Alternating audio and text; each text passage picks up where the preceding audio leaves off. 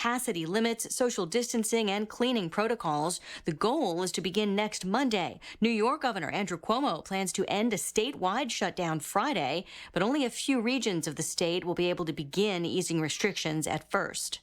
Hundreds of former Justice Department employees are calling on Attorney General Bill Barr to resign over his decision to drop the case against former National Security Advisor Michael Flynn. In a statement, they accuse Barr of using the department as a tool to further President Trump's personal and political interests. Barr defends his decision in the Flynn case after recently revealed evidence questioning the FBI's actions involving Flynn in the Russia probe. America is listening to Fox News. We're all in uncharted territory, looking for ways to support our communities. At Dell Technologies, we're making sure small businesses have the right tech solutions. Dell Technologies advisors are here for you, from helping small businesses stay connected and annual premium for a basic liability policy not available in all states. Prices vary based on how you buy. All but 2 of Florida's counties are now in a Phase 1 reopening. While restaurants had been allowed to operate less than full, today you can get a haircut or mani-pedi. Christopher Darius operates Big City Barbers in Jacksonville. People are very desperate. Like, I've had people offer me tremendous amount of money to cut their hair now. And as a professional, you have to turn them down. But still, salons will only allow appointments, and if you arrive early, you need to stay in your car. 15 minutes are needed between clients to sanitize workspaces. Fort Lauderdale and Miami remain closed. In Broward County, Florida, Eben Brown, Fox News. 5 Western states are seeking $1 trillion in coronavirus relief from the federal government, arguing it's needed to preserve core state and local government services, including public safety and education. House Democrats are pushing for aid to states as part of another package, but the White House and Senate Republicans want more time to assess the trillions already spent. He gave a lot of laughs to more than one generation. Hollywood is mourning the death of actor and comedian Jerry Stiller, best known for his role as George Costanza's dad on Seinfeld. The tradition of Festivus begins with the airing of grievances. Jason Alexander, who played George, posted on Twitter, "He was perhaps the kindest man I ever had the honor to work beside. He made me laugh when I was a child, and every day I was with him." Kevin James, who also worked with Stiller in The King of Queens, posted, "One of the most kind, loving, and funny people to ever grace this earth." Jerry's son, actor Ben Stiller, posted the news that his dad died of natural causes. He was 92 years old. Michelle Polino, Fox News. A mixed day on Wall Street. The Dow mostly lower heading into the close, but gains for the NASDAQ led by tech shares. I'm Lisa Brady, and this is Fox News. Your news, your town, your station. KVFD News when it breaks. From the Jerry Sheeter Newsroom, I'm Rob Jones. According to a statement released Monday afternoon by the Webster County Public Health Department, the confirmed COVID-19 case count in Webster County is up to 10. Of those 10, 4 are adults between the ages of 18 to 40, 4 are middle-aged adults, 41 to 60, and 2 are older adults, 61 to 80. Of those 10, 4 patients have recovered. Webster County Public Health Director Carrie Prescott says it's important to remember that our numbers will ebb and flow back and forth as positive tests are received and disease investigations are completed. Once we validate residency and contact tracing for each positive patient, we will update the public with factual information. Prescott went on to say there's quite a bit of misinformation being spread on social media. Webster County Public Health will contact all identified contacts who may have been exposed to a positive patient and will always update the public with necessary information. The COVID-19 hotline for Webster County Public Health is still available by calling 515-227-7153. The Fort Dodge City Council set to meet tonight at 6 p.m. One of the major agenda items for the council meeting tonight is a proposed reduction in water bills by $25 for the month of June. Mayor Matt Bemrick and the city staff have been developing a stimulus plan, and that proposal is part of the plan. Here's Mayor Bemrick on the idea behind that proposed reduction. What are things that we can be involved in that put money in the pockets of the people in our community so that they can go out and patron one of our businesses, hopefully a local business. That's why we came up with $25 on the water bill, but I hope you spend it in our community, and I hope it helps some of the businesses that have been hurt. That $25 across our entire water system to each of those ratepayers or each of those consumers is $250,000 injected into our economy that otherwise would have went into the water utility. You can attend the meeting by phone tonight at 6 p.m. by calling 312-626-6799 and enter meeting ID number 816-045-072. From Radio Iowa, Vice President Mike Pence was in Iowa Friday afternoon to hold a forum about the nation's food supply. That forum featured CEOs of two of the nation's major meat packers. There were allegations of price fixing in the industry from other panelists, and there was a revelation that another packing plant worker has died of COVID-19. Smithfield CEO Ken Sullivan was near the end of the list of speakers.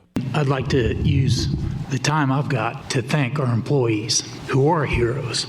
Sullivan said he spent Friday morning visiting one of the company's plants, and just before the forum with the vice president, he was notified that one of Smithfield's employees had died. Our employees have been showing up day after day in close quarters. They've been harvesting the animals. They've been keeping the food supply in this country, and they're doing it in a selfless way. And I think they deserve a lot of recognition for that. It's gut-wrenching for us as companies to have a choice between maintaining the food supply in this country and asking our employees to go into plants to do that. Pence convened the event at Hy-Vee headquarters in West Des Moines. He praised grocery stores, truckers, and meat packers and said that processors of beef, pork, and poultry have faced challenges, but 14 previously closed plants are resuming operations. How about a big round of applause for all these great meat processing plants? At least 730 employees at Tyson's plant in Perry tested positive for COVID-19. Black Hawk County public health officials say more than 1,000 at Tyson's Waterloo plant tested positive. Both plants are back in operation. Both of Iowa's U.S. senators and a National Farm Bureau leader were part of the panel. Senator Chuck Grassley bluntly said farmers want an explanation from meat packers. How come we're losing hundreds of dollars on our cattle and the price of consumers are going up? President Trump said last week that he's asked the Department of Justice to investigate allegations of market manipulation by Tyson, Smithfield, JBS, and Cargill. That's your Alpha Media News Update from the Jerry Sheeter Newsroom. I'm Rob Jones. Here's the AM 1400 KVFD weatherology forecast.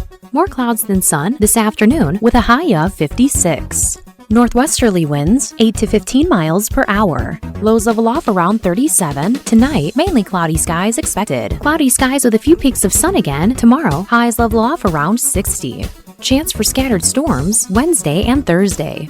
From the Weatherology Weather Center, I'm meteorologist Jennifer Wojcicki. Currently, it's 54. Okay, you know how it feels when you've saved enough for that long-awaited home edition?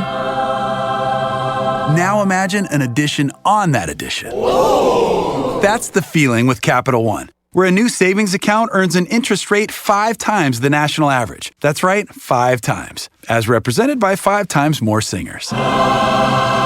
This is banking reimagined. Capital One, what's in your wallet? Terms apply. Rate comparison based on FDIC national rate. Capital One N.A. member FDIC.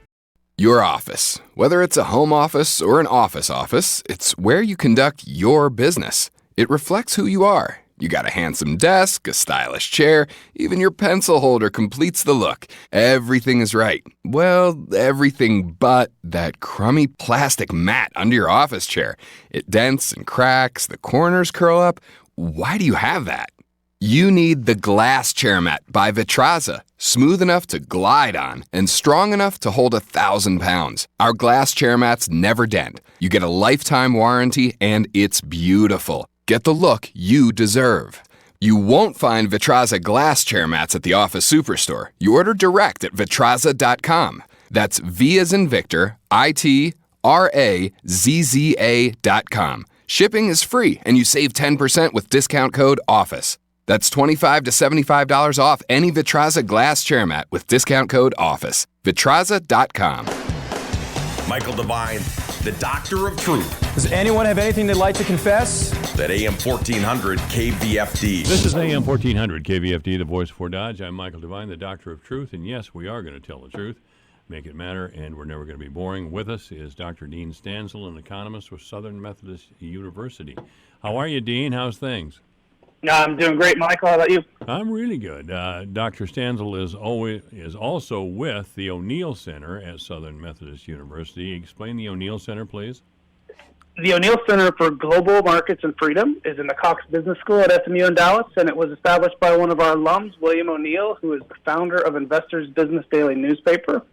And our focus is studying the impact of competitive market forces on freedom and prosperity in the global economy. Our website is o'neillcenter.org. That's ONEIL.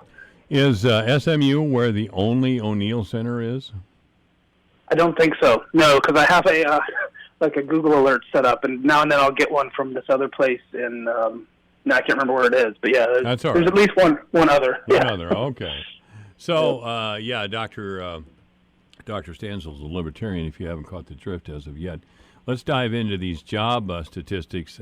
Since April, we've lost 20.5 million jobs. 20.5 million. Unemployment rate, 14.7%. Now, during the height of the Great Depression, the unemployment rate was 25%. Now, to be fair, I don't think anybody during the Depression got a check for $1,200 or any unemployment insurance. Those things grew out of the tragedy of the Great Depression. I'm going to talk with you about the Great Depression sometime.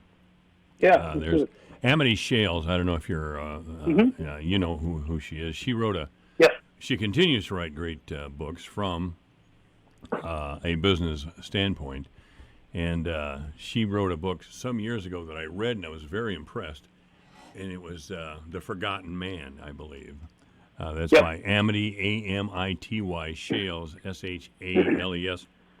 Brilliant. Michael, I actually have it right on my shelf. I have the graphic edition. She did like a comic book edition of it that somehow I got at some So point. you thought being a PhD you could handle the comic books.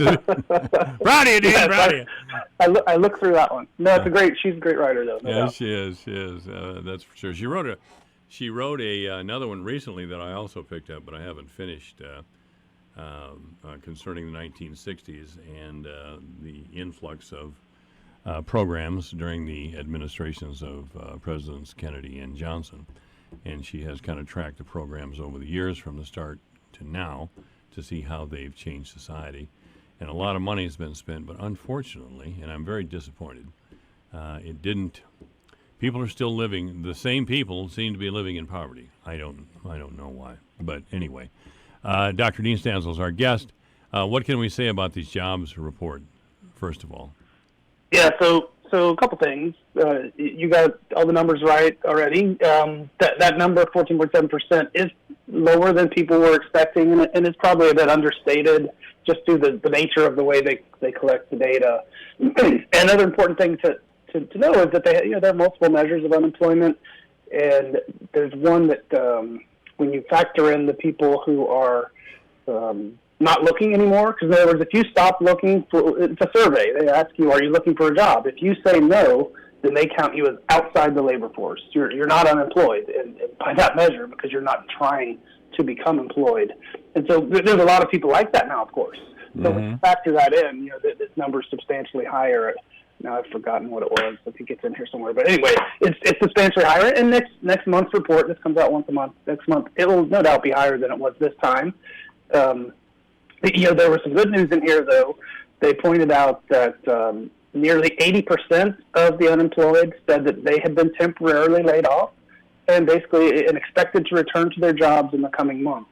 Now, those expectations may be dashed later, but ultimately, 80% of these people we have, it's this deliberate shutdown we've created, and they were deliberately laid off on a temporary basis to achieve social distancing and keep everyone safe and all that story. But that's encouraging in some ways, right? It's not a fundamental problem with the economy per se. It's more that we are putting it into shutdown for a while, which we can debate how wise that is, how long it should go on, but nevertheless, this is kind of a self-inflicted recession in my view.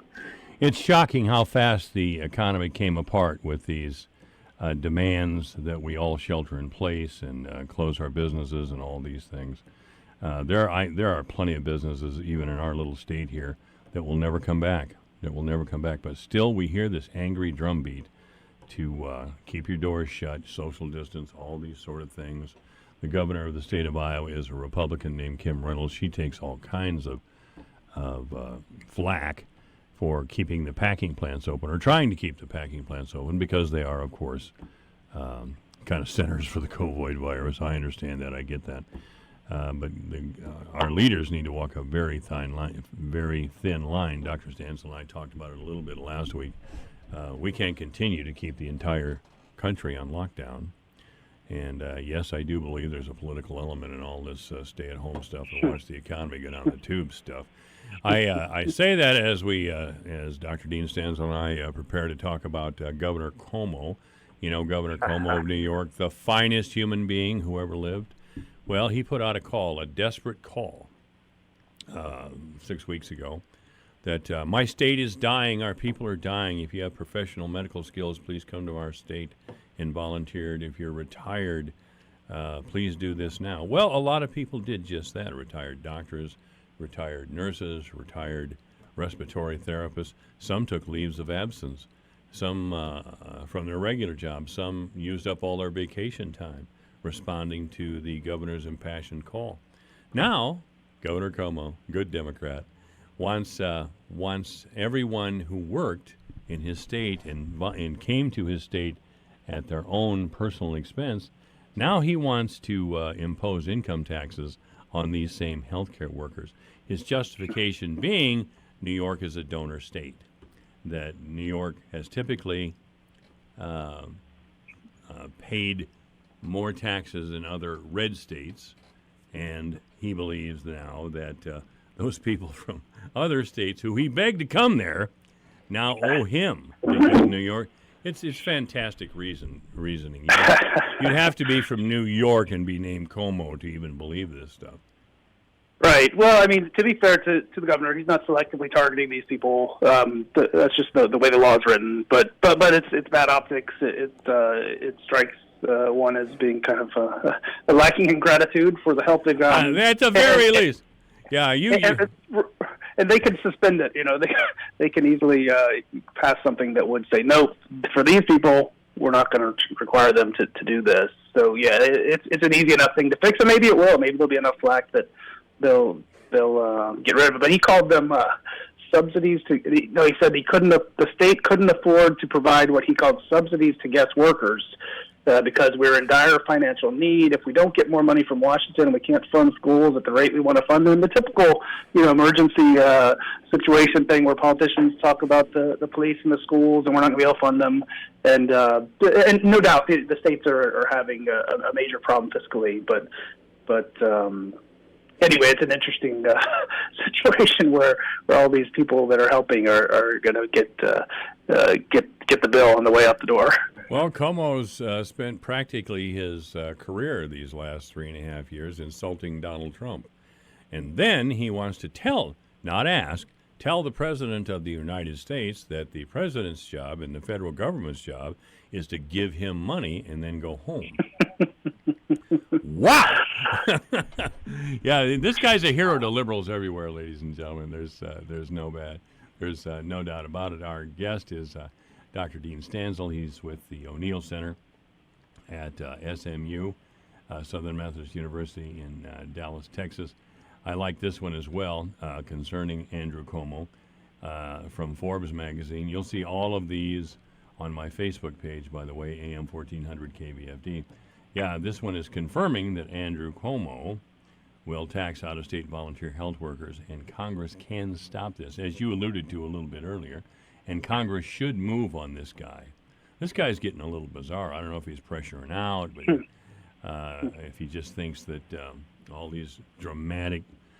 There is something that's happening in our country lately where people pick up a bullhorn and start screaming about whatever their cause is, and Andrews obviously wants money. That's all it's about. To me, it's immoral, but I know you don't deal in things like that, Dean. So again, you're... Well, I mean, look, New York has mismanaged their finances for years, and so this crisis comes on top of a bad situation already fiscally for them. So I can understand why there's frustration there in state government in New York, and it doesn't take the federal government to fix this, although they could. The New York government themselves could pass something that says these temporary workers aren't going to have to pay, and I think that'd be the right thing to do, but I don't really expect it to happen. But nevertheless, look, it's all of the states are seeing their revenues decline, and that's, since states, unlike the federal government, have to balance their budgets. There are some real tough issues coming up when the spending bills keep coming in, but the revenues have slowed to a trickle in some cases. There's bad times on the horizon. Yes, there is. Dr. Dean Stanzel is our guest. This is AM 1400, KVFD, the voice for Dodge. I've been going to the grocery store here the last couple of weeks, and there's signs on the meat counter that says they're either out of meat or they're rationing meat. Now, this is meat, ladies and gentlemen, not toilet paper. By the way, most grocery stores are still rationing toilet paper for God only knows why. But this is food. And there are still those who say, well, we must shelter in place and all this. I mean, the saddest thing that I've seen reported in our local news is that hogs are being taken out in the middle of the field and euthanized, shot in the middle of the field, leave their decaying corpses out there. Chickens slaughtered by the hundreds because there's no market for them.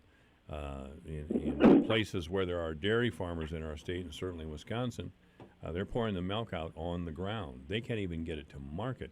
They can't get the meat to market. They can't do anything. This is Michael, I'm curious because I know you have insight being in Iowa. It's not that there's not a market, right? Isn't it just that the supply chain in terms of the processing plants have been disrupted so much? I should have made that clear. The demand is there and the product is there.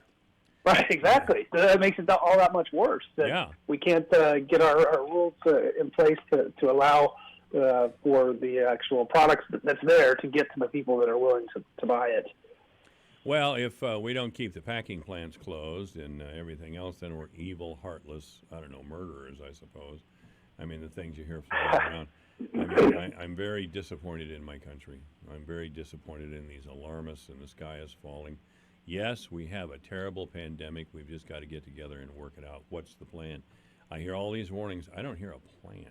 Anyway, I'm lecturing during Dr. Stanzel's time here. I'm sorry. What can you say, or what can we say about the ability of Americans to buy meat in a grocery store? So one thing that's come up, and I sent you this article from Reason Magazine that recently has risen, is that you have regulations kind of standing in the way of smaller ranchers and farmers being able to get their product to market. And so there's something called the Wholesome Meat Act, which Congress passed in 1967, and it puts down rules that essentially make these smaller producers have to jump through the exact same hoops as the big mass processing plants, which makes it then harder for them to get their product to market in the grocery stores in particular. And so there's another example here where there is product out there that the sellers want to sell, and certainly buyers want to keep buying meat. Most of us do, at least, and government regulations are standing in the way. So here's another case where we could take a closer look at what we're doing regulation wise and suspend it, or better yet, just get rid of it. There apparently is no real concept of overregulation in our country and our state right now. And again, I realize this is a deadly pandemic. I mean, 75,000 Americans have died, maybe 80,000 by now. But again, the answer cannot be let's keep doing what we've always done because it's failing. I mean, Right. it's not working at all. Dean Stanzel's our guest at AM 1400, KVFD, the voice of Fort Dodge. He's an economist, of course. This is from the Springfield News Leader. This is another article that Dr. Stanzel has sent me. It's a little disturbing. We're talking, making comparisons to the Great Depression here, Dean, but I think we have to talk about it. I mean, yep. I mean, that this could happen. See, I understand and appreciate this. People are very worried about public health and the health of the individual. I understand that. I support it. But there's virtually no conversation going on about our emotional and economic life. And is this Springfield, Missouri, Dr. Stansel, or? I think so. Yes. Okay. Yeah. This is by an economist in Missouri. Yep. Okay. So what can we say about the government in a post-pandemic world? And again, this is on my Facebook page. Yeah. So the thing that caught my eye about this is that, as you know, at the O'Neill Center, we produce some of our people, at least, are authors of some of these economic freedom indexes that we talk about once a year or so on here. And so this economist was using the national index, looking at what he did was he broke the countries of the OECD, Organization for Economic Cooperation and Development, into groups by their death rates on COVID. So the 10 highest death rates he was comparing to the 10 lowest death rates. And he looked at two things. He looked at their economic freedom score and found that for those with the highest death rate, well, they had an average economic freedom rank of 30th, which is not terrible out of, I think, 142 is the sample set. But for the countries with the lowest death rates, they had an average rank of 24. So it's not a huge difference, but they were freer, right? The freer countries had lower death rates in general. This is not, statistically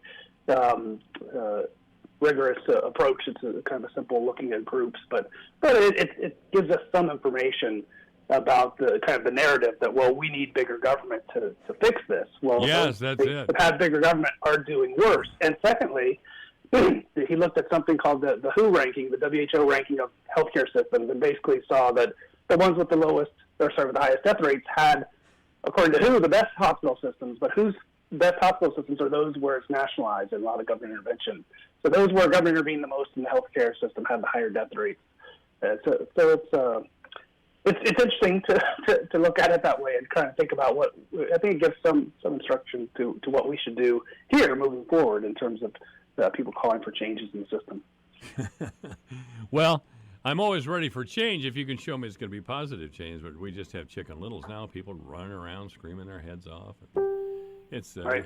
I'm embarrassed for my country. Really, I am. Dr. Dean Stanzel has been our guest. He is a professor of economics at Southern Methodist University. Is there anything else as we close, Dean? Well, I would say that the thing is that don't get too upset with these daily fluctuations and things like the stock market and every week they'll release the new unemployment claims. I mean, these things are going to look bad for a while, but ultimately I think we're heading in the right direction. I think good times are here eventually. All right, Dr. Dean Stanzel of Southern Methodist University. Thank you. Thanks for having me on, Michael. You bet. This is AM 1400 KVFD, the voice of Fort Dodge. Michael Devine, the Doctor of Truth. Does anyone have anything they'd like to confess? At AM 1400 KVFD. Yeah, it's 3:30. The news is coming up. How much money would you like to save just by doing something you're already doing? How about 40%? With Allstate, safe drivers can save 40% just by doing something they're already doing. Driving safe. That's right, 40% just by driving safe. Visit Allstate.com or call a local agent for a quote today. See just how much you can save when you drive safe with Allstate. Not available in every state. Savings vary and based on DriveWise and other safe driving discounts. Subject to terms, conditions, and availability. Allstate Fire and Casualty Insurance Company and affiliates, Northbrook, Illinois. Your news, your town, your station. KVFD News when it breaks. From the Jerry Sheeter Newsroom, I'm Rob Jones. According to a statement released Monday afternoon by the Webster County Public Health Department, the confirmed COVID-19 case count in Webster County is up to 10. Of those 10, 4 are adults between the ages of 18 to 40, 4 are middle-aged adults, 41 to 60, and 2 are older adults, 61 to 80. Of those 10, 4 patients have recovered. Webster County Public Health Director Carrie Prescott says it's important to remember that our numbers will ebb and flow back and forth as positive tests are received and disease investigations are completed. Once we validate residency and contact tracing for each positive patient, we will update the public with factual information. Prescott went on to say there's quite a bit of misinformation being spread on social media. Webster County Public Health will contact all identified contacts who may have been exposed to a positive patient and will always update the public with necessary information. The COVID-19 hotline for Webster County Public Health is still available by calling 515-227-7153. The Fort Dodge City Council set to meet tonight at 6 p.m. One of the major agenda items for the council meeting tonight is a proposed reduction in water bills by $25 for the month of June. Mayor Matt Bemrick and the city staff have been developing a stimulus plan, and that proposal is part of the plan. Here's Mayor Bemrick on the idea behind that proposed reduction. What are things that we can be involved in that put money in the pockets of the people in our community so that they can go out and patron one of our businesses, hopefully a local business. That's why we came up with $25 on the water bill, but I hope you spend it in our community, and I hope it helps some of the businesses that have been hurt. That $25 across our entire water system to each of those ratepayers or each of those consumers is $250,000 injected into our economy that otherwise would have went into the water utility. You can attend the meeting by phone tonight at 6 p.m. by calling 312-626-6799 and enter meeting ID number 816-045-072. From Radio Iowa, Vice President Mike Pence was in Iowa Friday afternoon to hold a forum about the nation's food supply. That forum featured CEOs of 2 of the nation's major meat packers. There were allegations of price fixing in the industry from other panelists, and there was a revelation that another packing plant worker has died of COVID-19. Smithfield CEO Ken Sullivan was near the end of the list of speakers. I'd like to use the time I've got to thank our employees who are heroes. Sullivan said he spent Friday morning visiting one of the company's plants, and just before the forum with the vice president, he was notified that one of Smithfield's employees had died. Our employees have been showing up day after day in close quarters. They've been harvesting the animals. They've been keeping the food supply in this country, and they're doing it in a selfless way. And I think they deserve a lot of recognition for that. It's gut-wrenching for us as companies to have a choice between maintaining the food supply in this country and asking our employees to go into plants to do that. Pence convened the event at Hy-Vee headquarters in West Des Moines. He praised grocery stores, truckers, and meat packers and said that processors of beef, pork, and poultry have faced challenges, but 14 previously closed plants are resuming operations. How about a big round of applause for all these great meat processing plants? At least 730 employees at Tyson's plant in Perry tested positive for COVID-19. Black Hawk County public health officials say more than 1,000 at Tyson's Waterloo plant tested positive. Both plants are back in operation. Both of Iowa's U.S. senators and a National Farm Bureau leader were part of the panel. Senator Chuck Grassley bluntly said farmers want an explanation from meat packers. How come we're losing hundreds of dollars on our cattle and the price of consumers are going up?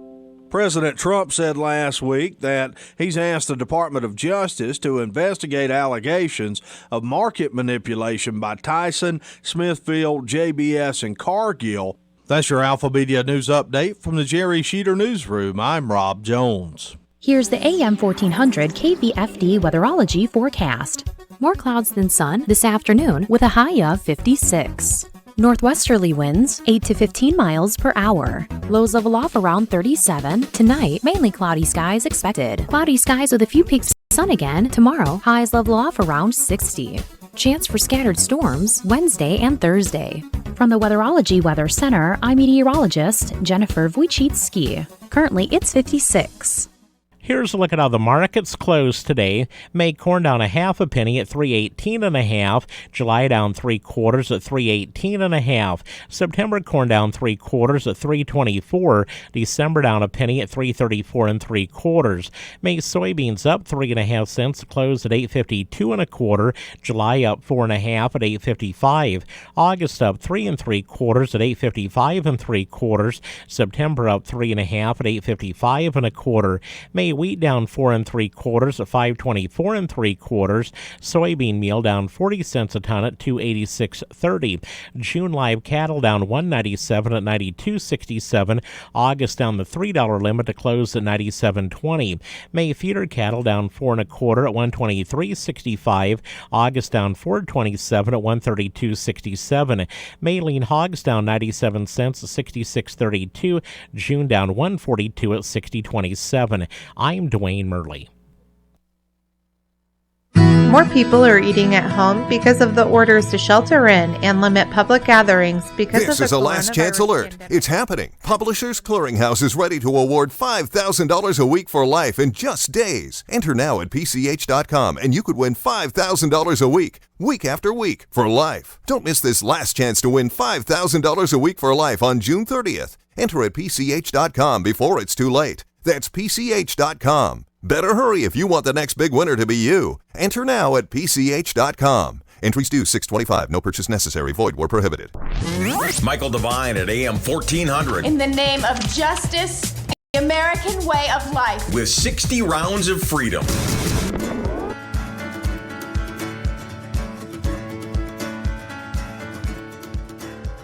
On this edition of the Iowa Business Report, there's going to be a new normal, and there is going to have to be somewhat of a paradigm shift.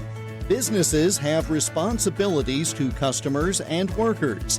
How have those legal responsibilities changed in this era of COVID-19? More numbers about the impact of the pandemic, but also a bit of optimism.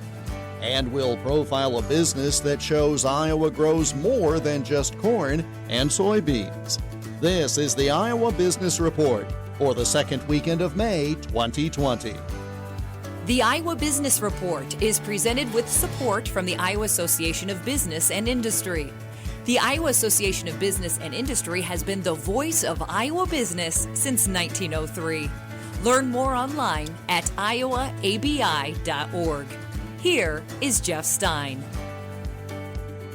It's been a week since some areas of the state began to reopen for business, but in a far different way from what we're used to. The legal obligations businesses owe have changed as well. Amy Johnson is a business attorney with the Brown Winnick firm in Des Moines. The biggest obligation that an employer has at this point in time are its obligations for occupational safety and health, or OSHA, as we all know it.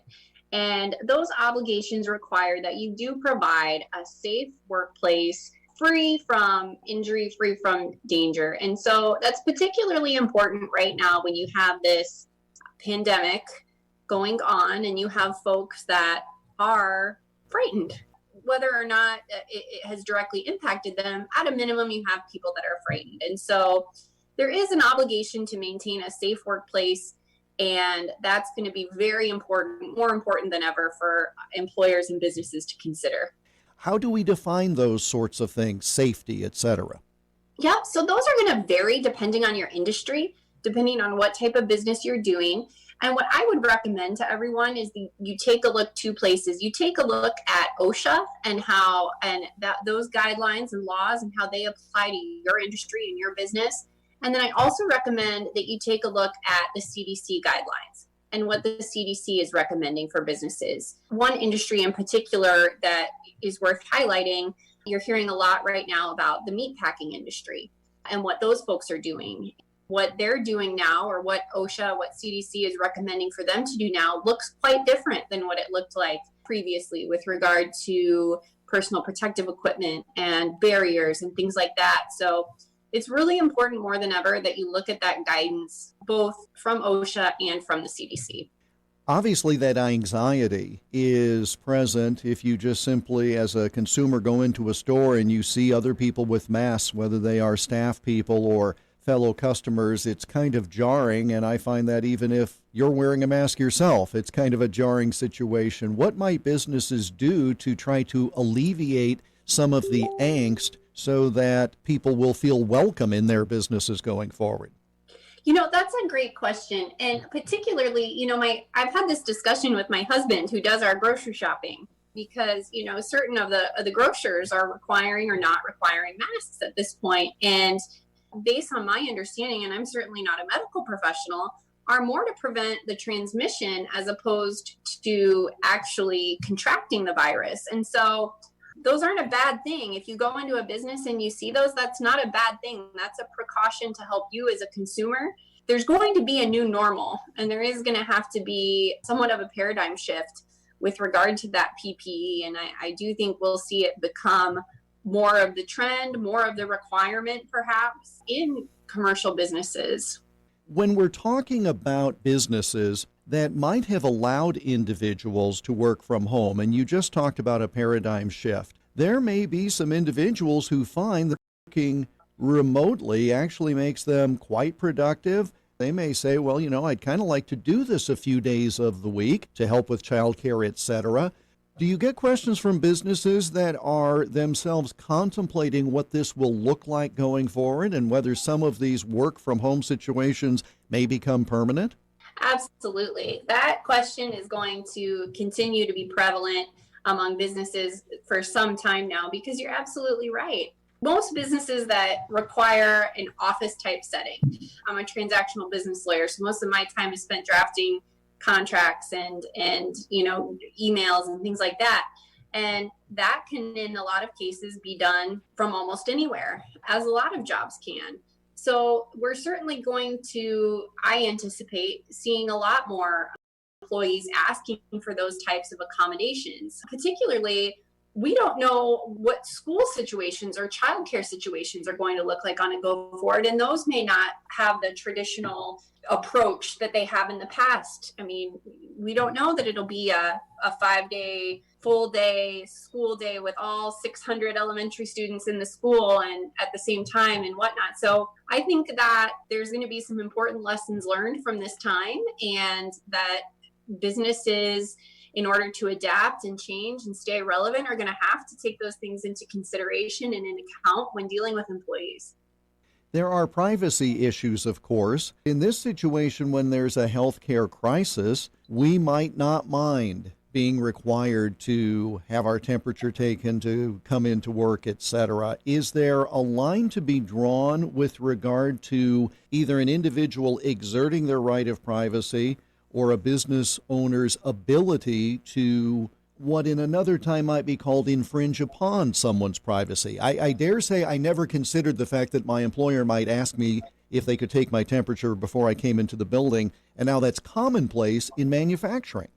Right. That's a great question. And again, it's going to be a paradigm shift for businesses. We haven't had an issue like this from a public health perspective in your or my lifetime.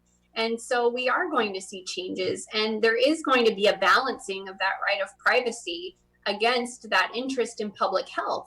So we are going to see changes, and we are going to see differences there. And you're absolutely right. In manufacturing facilities, in healthcare facilities, even daycare facilities that folks are using on an everyday basis, we're going to start to see that. And it really is, it's going to be a balancing act of weighing that privacy, that right to privacy, against the public interest and the public health. A good business has a good, frequently reviewed and updated crisis plan. And I dare say few of them had global pandemic as one of the things that they might be looking toward. They were probably looking toward floods and tornadoes and natural disasters like that.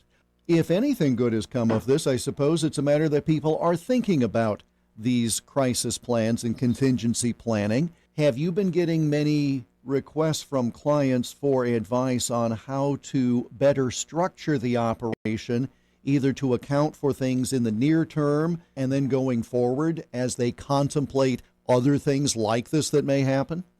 Absolutely. You hit the nail on the head. This was not something that any of us saw coming. And I think if you did, then you have a skill set that is desirable. But yes, businesses are looking at those types of plans. They're looking at their business continuity plans. They're improving them. They're probably better than they've ever been. Certainly, global pandemic was not the forefront of those in the past, but it's definitely there now, and that's not a bad thing. When you are making that plan, you do take into account all of the things that we've talked about today. You take into account the privacy interest. You take into account the health and safety of your employees. You take into account your ability to provide goods and services to your customers or to your consumers. Those are all a part of it. All should be a part of it. That's regardless of whether you're talking about a global pandemic or you're talking about a flood or some other kind of business interruption. All of those issues are important, and all of them are going to vary industry by industry. And so it's an important issue to revisit. Like you mentioned, if we've learned anything from this, we probably need to revisit them a little bit more often. Amy Johnson of the Brown Winnick Law Firm in Des Moines. We spoke via Zoom on Wednesday of this past week. The full conversation is an IBR Extra podcast. Find it at iTunes, Google, or Apple Podcasts, or by going to totallyiowa.com and clicking on the radio programs link. Still to come, a bit of optimism moving forward, and a profile of a business that is the definition of vertical integration. You're listening to the Iowa Business Report.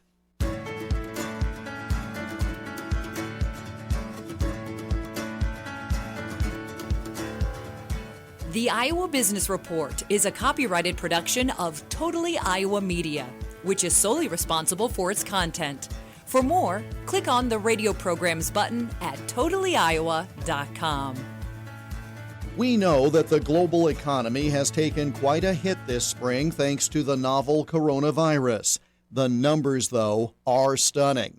There has been an 824% increase in unemployment claims in Iowa from April of this year compared with April of last year, and a 1,990% increase in just the first 6 weeks since the pandemic started. Dr. Ernie Goss of Creighton University is recognized as the leading expert on the Midwest economy, and you've heard him on this program. His new Mid-American Business Conditions Index has one bright spot in it, the Confidence Index, which measures supply managers' economic outlook for the next 6 months. That level did rise from 14.5 to 45.5 in the past month alone. Still growth negative on the scale, but far closer to neutral. Goss and Associates has prepared a white paper on the economic impact of COVID-19 on the Iowa economy for TEF Iowa, another group we've told you about on this program. That study, released just this past week, notes that in the first 3 weeks of the pandemic alone, Iowa lost 243,000 direct and spillover jobs, leading to a loss of $557.8 million in salary and wages. Another $73.7 million in self-employment income was lost. Total loss to Iowa's overall economy, a staggering $1.6 billion in the first 3 weeks alone.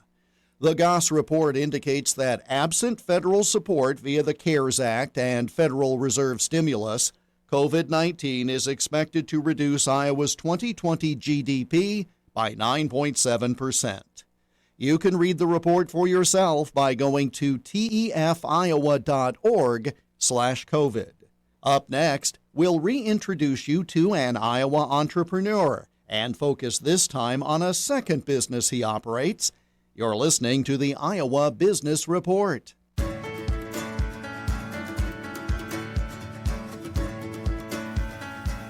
The Iowa Business Report is presented with support from the Iowa Association of Business and Industry, helping develop the next generation of business leaders through Leadership Iowa and Leadership Iowa University.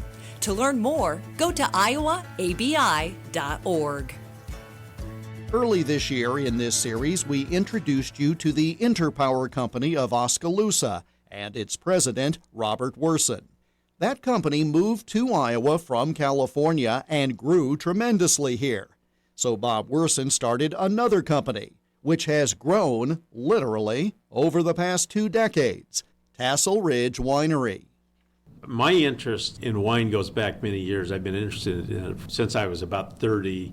Prior to that, I'd go out to a fancy restaurant. I'd feel obliged to order a bottle of wine just because that seemed to be the appropriate thing to do. And I could never come to grips with the fact that I could go to the grocery store and buy grapes that tasted really good, but what I was getting in a fancy French restaurant, let's say, was, I can't believe that was ever once a grape. And the disconnect for me was the loss of the sugar, and I just couldn't square that. And I remember doing some things I chuckle about and kind of put my head down that I've done in the past just to try and figure out what that difference was. But I think that what motivated me initially was I had some land that was being used in a corn bean rotation. There were several employees at a Christmas party that I was the host at. And they were all farmers, spouses of my employees. This would have been about 1999 or 2000, along in there. And at that time, crop inputs were significantly higher than what you were going to get by growing the corn or the beans or livestock. Everything looked pretty grim. And these guys were all the next generation coming into their farm operations, family farm operations, and they were trying to figure out what to do to make ends meet. And we started talking about grapes. I knew a little bit about them, but not very much. And my interest, based on that conversation, just grew. And pretty soon I was going to wine association meetings and anything that Iowa State would conduct on grapes.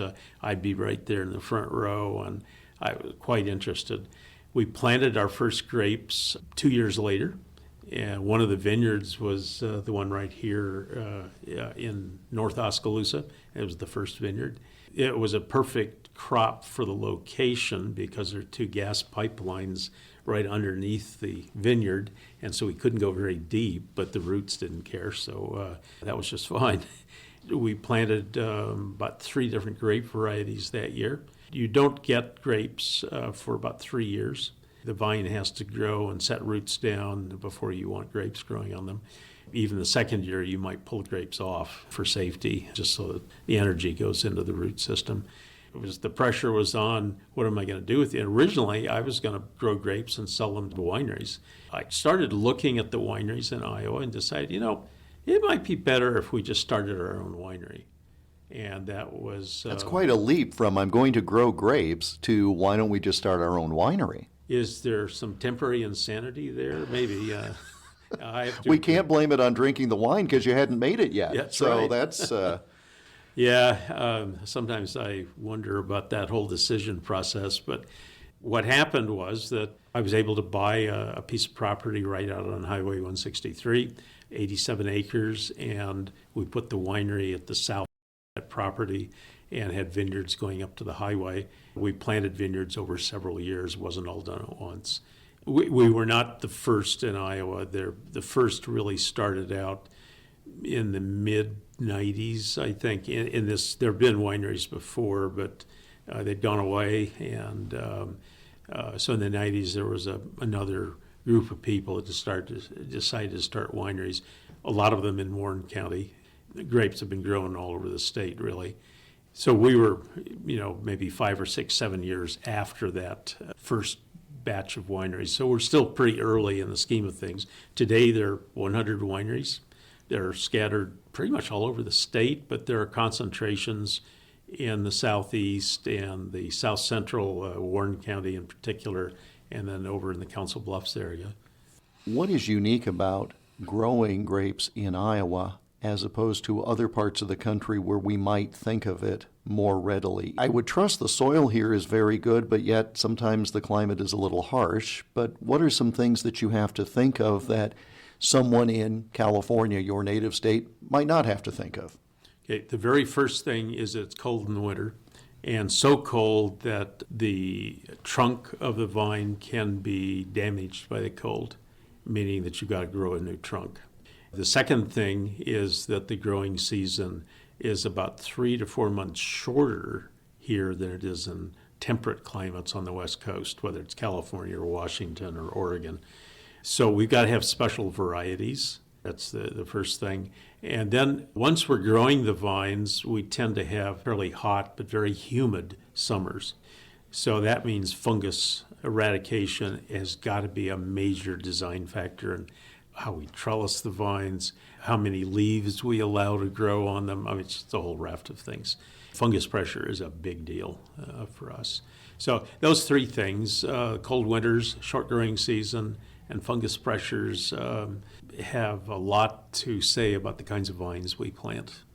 Based upon what you have experienced and what you've been told, the taste that you get out of the grapes that you grow here as opposed to some elsewhere, places you cited, what's distinctive about the Iowa-grown product that allows the wine itself to be distinctive, understanding that there are many other factors that go into that, but what is different about an Iowa-produced crop? The number one difference is that our grapes have significantly higher acidity than temperate climate grapes do, whether they're grown in the 3 states of the West Coast or in Italy or France or wherever.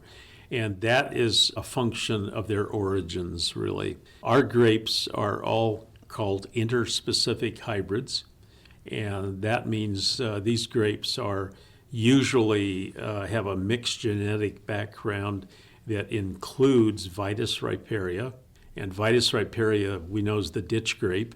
It's native to North America, all the way from Nova Scotia to Winnipeg and south to Texas, a big triangle. That acidity, we're starting to learn about the genetic traits there. That acidity is also related to what gives the grape variety enormous self-protection capability, self-protection from fungus and so on. It's not perfect, unfortunately, but they're much more resistant to fungi of various types. And I'm talking about powdery mildew, bunch rot, black rot, things of that nature, which are endemic in this kind of a climate unless you've got resistant vines. And then you've got to still take those issues seriously. But the biggest difference is acidity.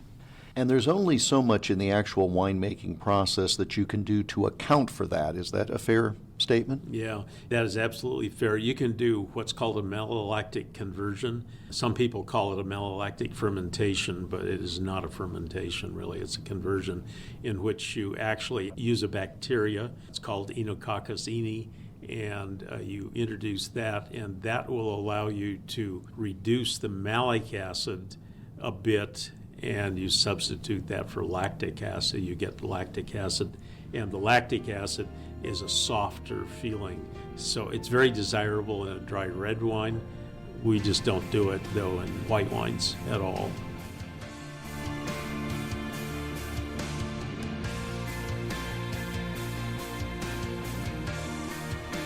I'm Dave Ramsey. Join me every Monday through Friday afternoon from 5 to 8 p.m. on AM 1400 KVFD Fort Dodge. Changes in protocol at the White House. I'm Lisa Brady, Fox News. This follows the second White House case of coronavirus. New guidance from the White House concerning the use of masks or face coverings in the wake of Vice President Pence's press secretary testing positive for coronavirus.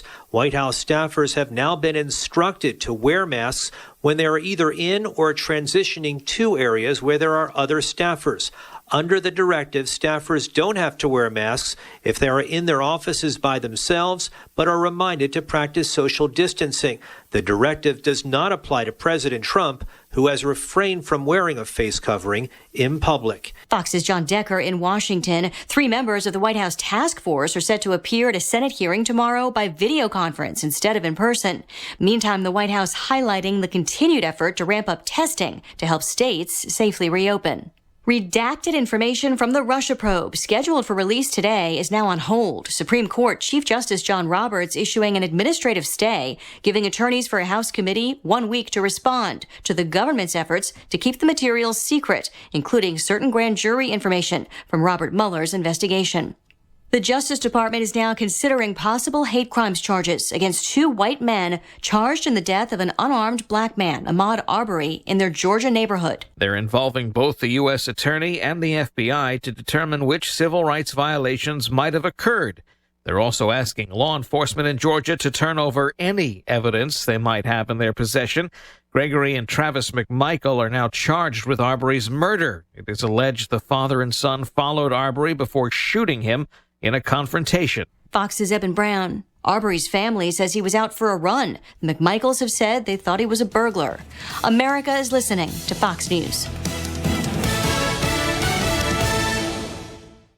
We're all in uncharted territory, looking for ways to support our communities. At Dell Technologies, we're making sure small businesses have the right tech solutions. Dell Technologies advisors are here for you, from helping small businesses stay connected and productive while working remotely with Windows 10 and Microsoft Teams, to rapidly deploying remote work solutions that limit upfront costs with Dell Financial Services. We're standing by you every step of the way. Call 877-ASK-DELL. That's 877-ASK-DELL.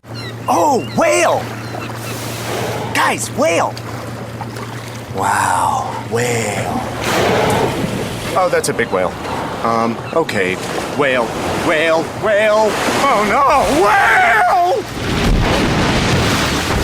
The tides can turn quick on the water. Progressive's boat insurance has you covered. Get a quote today in as little as 3 minutes at Progressive.com. Well, at least it wasn't a shark, am I right? Progressive Casualty Insurance Company and Affiliates.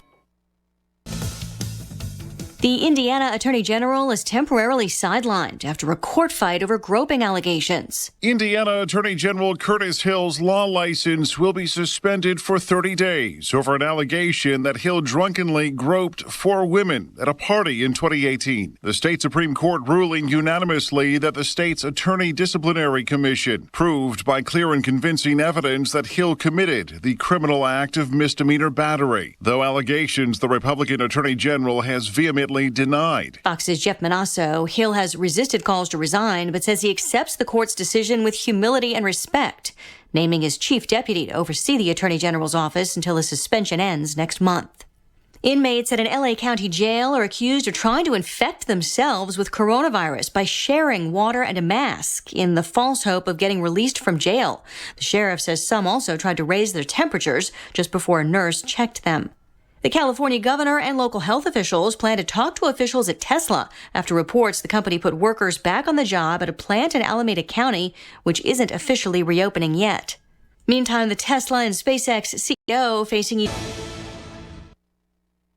With your KVFD news update, I'm Rob Jones. According to a statement released Monday afternoon by the Webster County Public Health Department, the confirmed COVID-19 case count in Webster County is up to 10.